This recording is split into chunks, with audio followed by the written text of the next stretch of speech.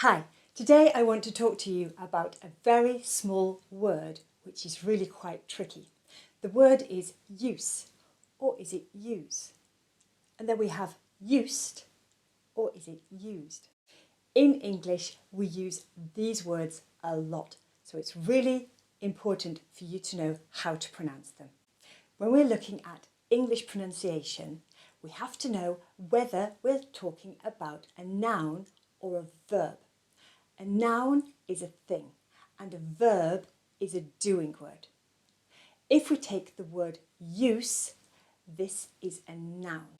And we can tell that a word is a noun because we put words like the, or a, or some, or a few, or three, or which in front of it.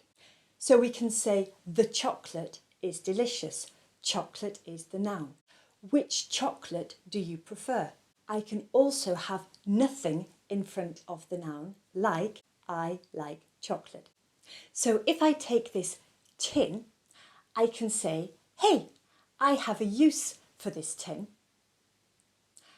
I can also say, what use is that tin to you? If I have an accident and break my arm, I can say I have lost the use of my arm for a few weeks. And I might also say, it's no use. I'm just going to have to tell him I can't go to the party. I can say, I have a few uses for this tin. One use, two uses. So if I say, I have a use for this tin is useful to me. If I say, I have no use for this tin is useless to me.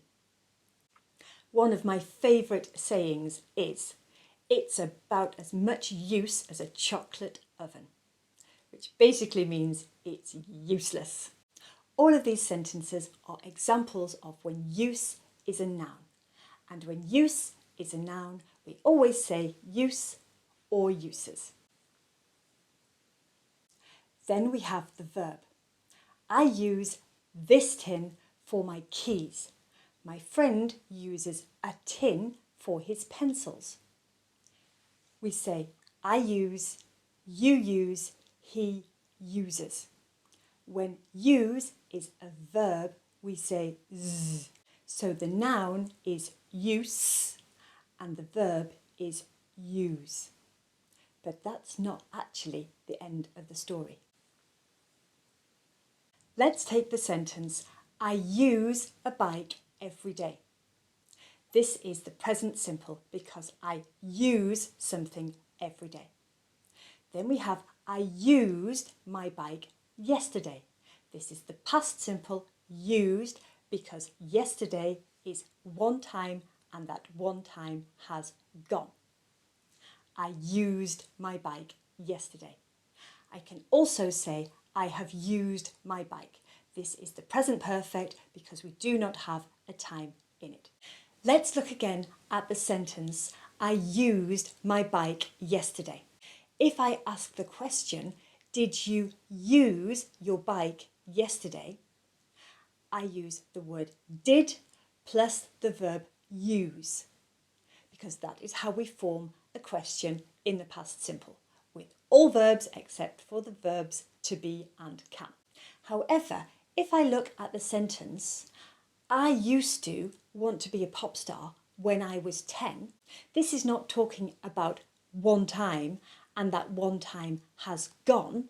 This means when I was 10, my whole life, I wanted to be a pop star.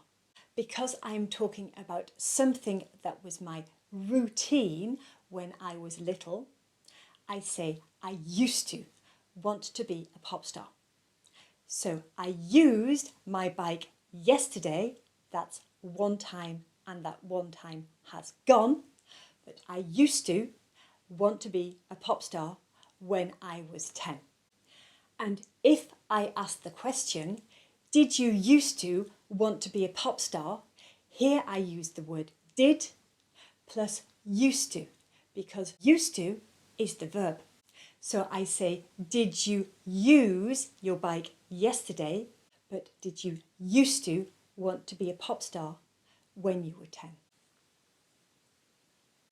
If something is normal or natural, then you are used to it. So I am used to teaching every day. I could have a conversation in which somebody says to me, that person is so rude. And I say, oh, is he? I'm used to it. As in, he is always rude. It is natural or normal to me. I'm used to it. So if something is natural or normal to you, then you are used to something. If it is not natural, then you have to get used to something. So I could say, he's having a few problems at school. He has to get used to his new class. Or if I'm sitting in the sun with my feet up, reading a book, having a drink, I could say, ooh, this is very nice. I could get used to this. I hope you found this lesson useful and that you can put what you have learned to good use and that you can use the information in the future.